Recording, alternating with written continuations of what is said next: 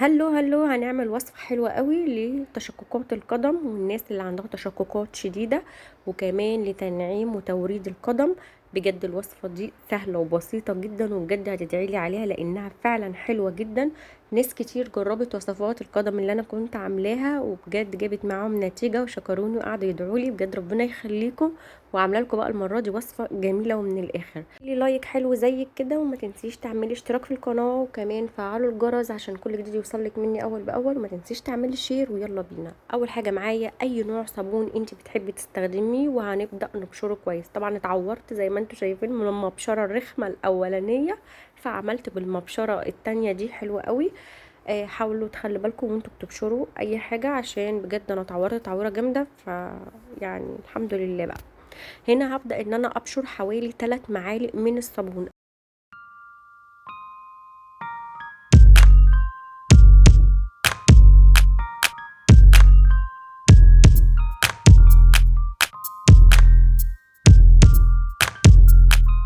تمام كده خلاص، انا بشرت الصابون. هبدأ اجيب معايا كوباية، وهبدأ اضيف فيها كوباية من الخل، خل ابيض عادي وممكن خل تفاح. الخل مطهر ومعقم جميل جدا، وكمان بيزيل الجلد الميت اللي بيبقى في الرجل، وكمان بيخلي الرجل ناعمة وصافية جدا، وخصوصا كمان لو بتلبسي شوز لفترة طويلة. من الحاجات اللي بتعقم وتطهر الخل. هبدأ ارفعها على النار وهسيبها لحد ما تغلي والصابون يدوب معايا تماما.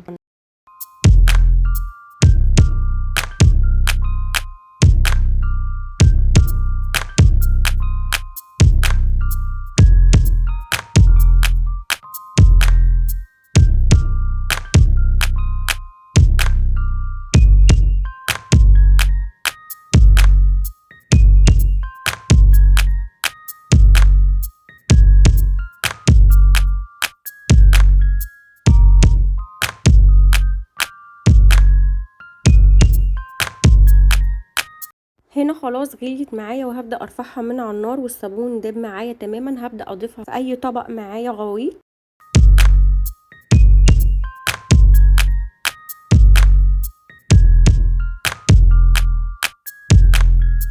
هبدأ اضيف معلقتين من النشا او الكورن فلاور. النشا من الحاجات اللي بتفتح جدا وبتوحد اللون، وكمان بتخلي الجلد طري وناعم وصافي، ولما بتيجي تلمسيه بيبقى ملمس الجلد حلو جدا. فهنا حطيت معلقتين من النشا.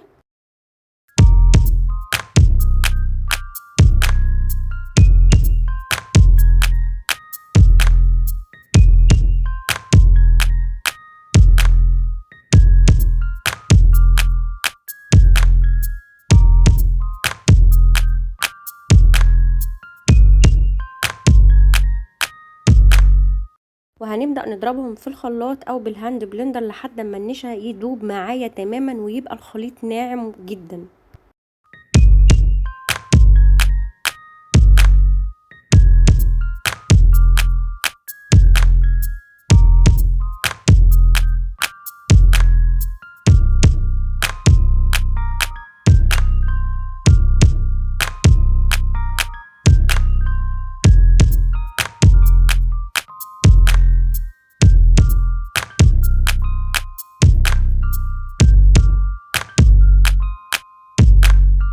هنا خلاص انا ضربت الخليط بتاعي كويس اوي لحد ما نعم والنشا اختفى معايا تماما، وبقى الخليط ناعم زي ما انت هتشوفي دلوقتي كده. بصوا ناعم خالص، وبقى ان انت تقدري سهل انك تستخدميه. هبدأ اضيف معلقة من الفازلين علشان يرطب وينعم الكعوب. لو انت في كعب رجليكي في تشققات او ناشف او مش طري، فهو الفازلين من الحاجات الحلوة اللي هتنعم الكعوب، وكمان هتخليها طرية، وكمان هتخلي الملمس الرجل ناعم جدا. حطيت معلقة من الفازلين، وهبدأ ان انا اقلبه كويس لحد ما يدوب معايا تماما.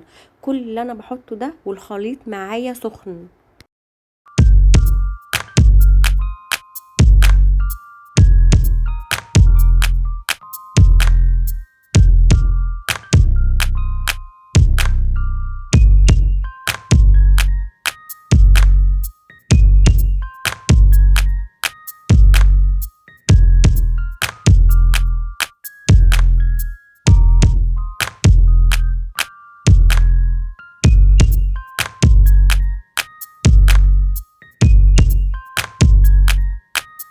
هبدأ اضيف معلقة من القهوة او البن. القهوة او البن بيشيل التسبغات او البقع اللي بتبقى في الرجل لو انت كمان بتلبسي صابو او شبشب مفتوح. ده بيعمل علامات في الرجل من مطرح الشمس طبعا، فده بيوحد اللون وبيفتح رجلك خالص وبيخليها كمان ما فيهاش ولا بقع ولا تسبغات. وهبدأ ان انا اديها ضربة كده بالهاند بلندر لحد ما كل الفازلين وكل المكونات تنعم مع بعضها.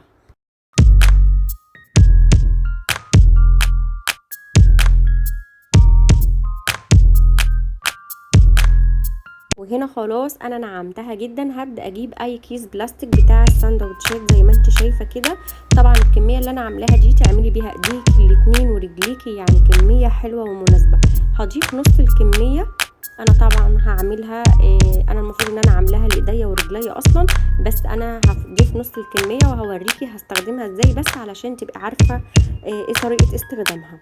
وهبدأ ان انا افرد الكيس بالشكل ده، وهبدأ ان انا ادخل الوصفة في نص الكيس زي ما انت شايفة كده، اللي هو تخلي الوصفة كلها مغرقة الكيس عشان لما تيجي تدخلي رجليكي او ايديكي زي ما انت شايفة كده يبقى ايديكي ورجليكي واصل لها كل المكونات الوصفة علشان يبقى المفعول قوي زي ما انت شايفة كده.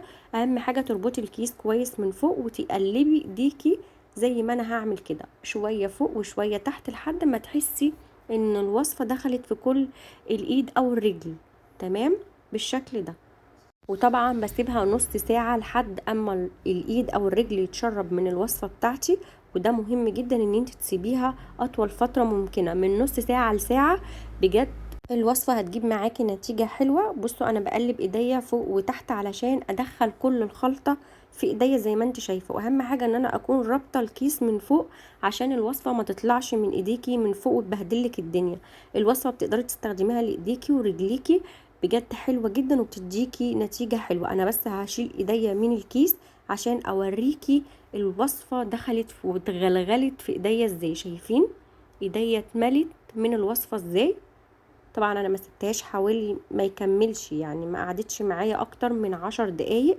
وعايزة اوريكي النعومة وعايزة اوريكي التفتيح الروعة اللي بجد يعني تحفة. هغسل ايديا وهوريكي. طبعا انا غسلت ايديا اهو، بصوا بخليها ايديكي جميلة وبتخليها مفتحة وكمان بتوحد اللون وبتخلي ايدك ورجلك تحفة، ما فيهاش تشققات، ما فيهاش اي مشاكل. بجد جربوا الوصفة هتعجبكم جدا يا بنات. وصفة تحفة والكمية مناسبة ان انت تقدري تعملي بيها ايديكي ورجليكي الاتنين. يا رب تكون وصفتنا النهاردة سهلة وبسيطة وعجبتكم. شفتوا ايديا متعورة ازاي؟ والله من وجعاني جدا. باي باي.